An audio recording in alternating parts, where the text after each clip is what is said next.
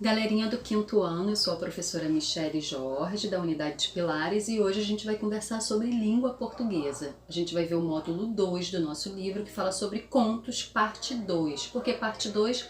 Vocês já viram a primeira parte no módulo anterior, que trouxe algumas características de contos. Agora a gente vai ver um tipo de conto, que são os contos modernos. Vamos ver algumas características, alguns verbos comuns, narrativas e discutir sobre o significado de alguns desses verbos e as funções deles no momento da narrativa. Eu vou passar para vocês essa parte escrita. Eu vou crescer aí na tela para vocês a parte escrita, vocês vão continuar ouvindo a minha voz, só não vão me ver, tá? Depois a gente vai voltar para cá, porque eu acho que vai ser mais prático vocês acompanharem a parte escrita, depois eu volto para cá. Então, pessoal, vamos para a nossa apresentação em slides, que em escrito vocês acompanham o que eu estou dizendo. Hoje a gente vai trabalhar o módulo 2 da língua portuguesa, são os contos, mas contos parte 2, porque a gente já iniciou com essa temática no módulo 1. Aqui nesse módulo a gente vai iniciar um dos tipos de contos, que são os contos modernos. Nos contos modernos, os personagens de contos clássicos, eles são colocados em um outro contexto, com outras ações ou outro tipo de personalidade ou outras situações, problemas que são do nosso cotidiano. Então são personagens de contos clássicos, antigos, mas com um problema de agora, ou colocado num cenário, num enredo atual.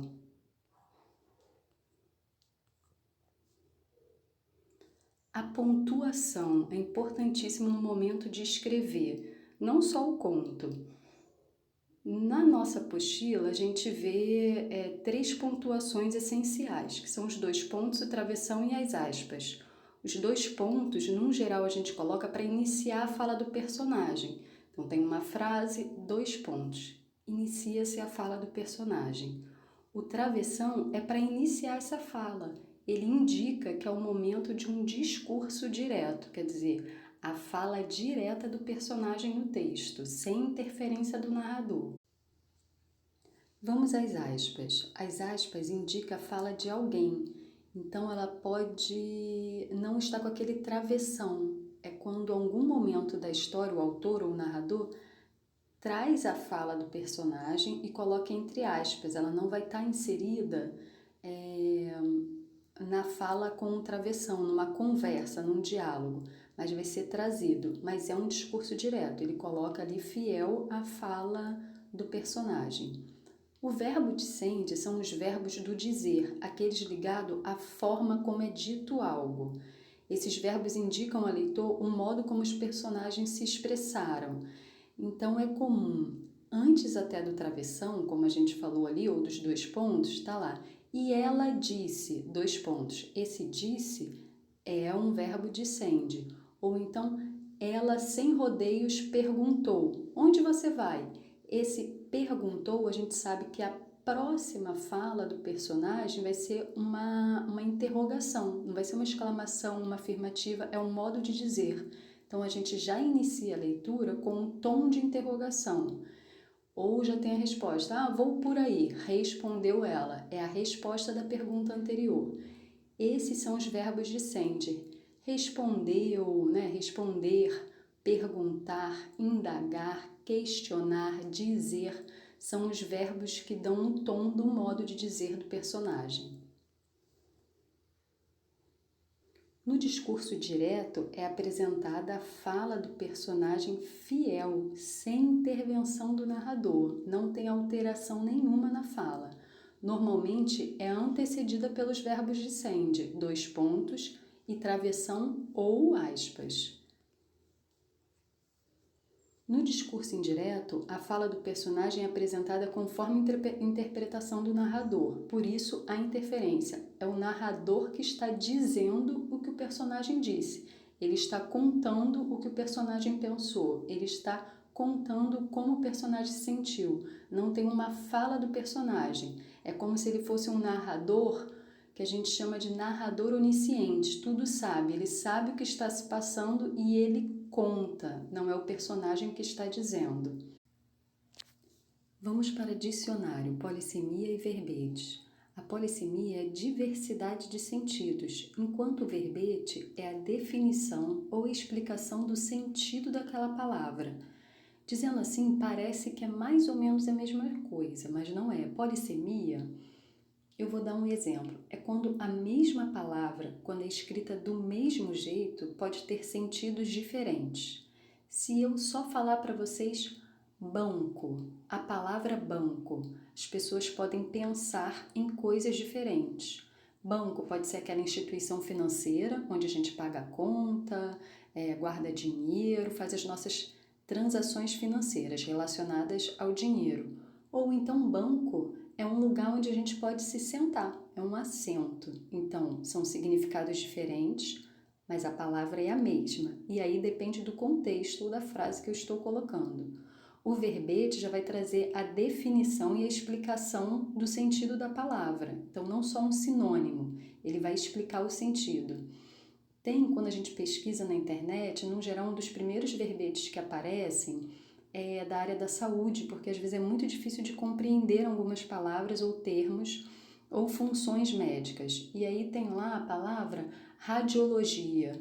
Se você olhar no dicionário, o significado de radiologia é estudo dos corpos radiológicos. E aí não diz muita coisa para você que você não sabe o que é corpos radiológicos.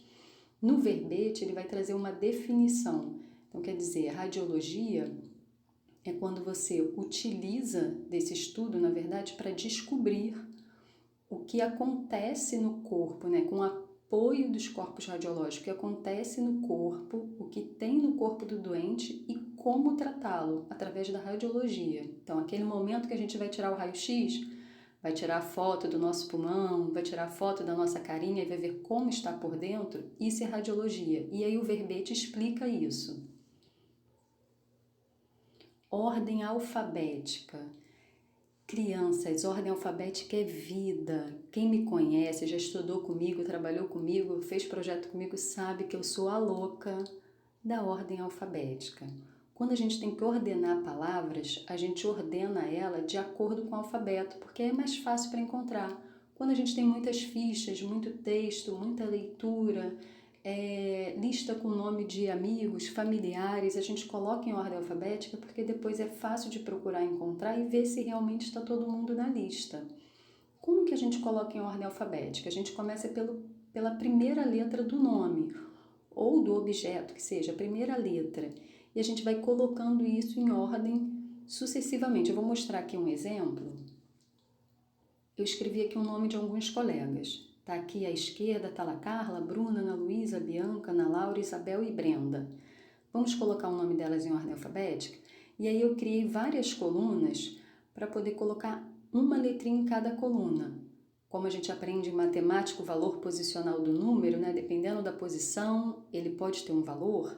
Aqui a gente vai colocar as letras. Então, nessa primeira coluna, que é a primeira letra, eu vou tentar começar pela letra A, se tem nome com a letra A. Se não tiver, eu passo para a próxima letra, B, C, D, até encontrar a letra que aparece aqui primeiro, né, nos nomes.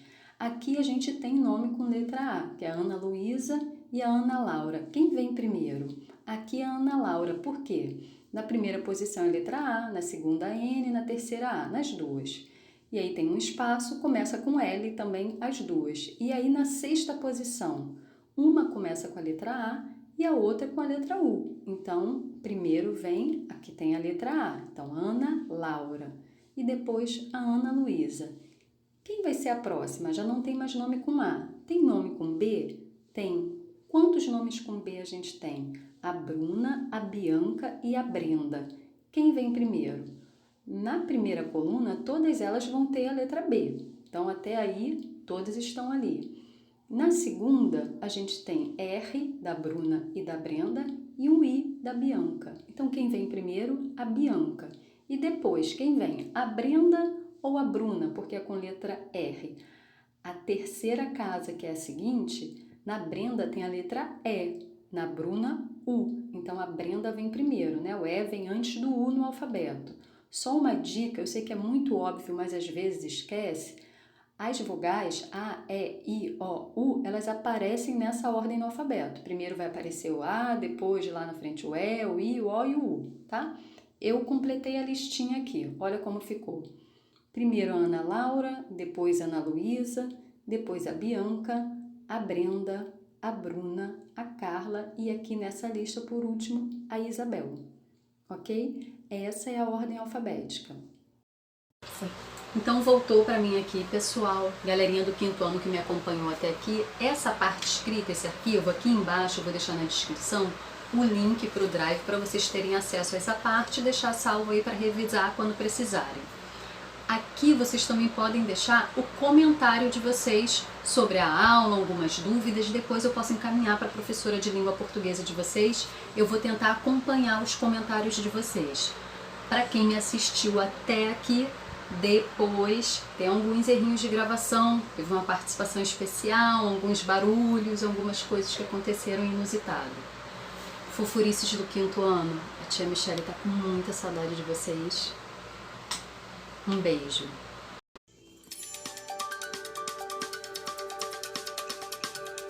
Vamos lá, teste 1.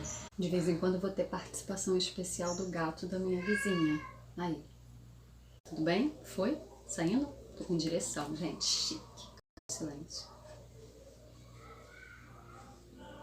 Então, galerinha, voltou aqui pra mim. Vocês que me acompanharam até aqui. Depois, aqui na descrição, eu vou deixar o link. Só porque eu comecei a gravar. Gente, esse negócio de quarentena, fica todo mundo em casa aí, vira um festival de música. É sertanejo, primeiro começou com pagode, aí parei a gravação. Aí depois passou pro sertanejo, parei a gravação, agora é samba. Daqui a pouco vai virar uma rave, todo mundo em casa. Deixa aí, pode deixar. Depois eu corto o vídeo. Não, mãe, corta pra colocar no erro de gravação. Eu corto.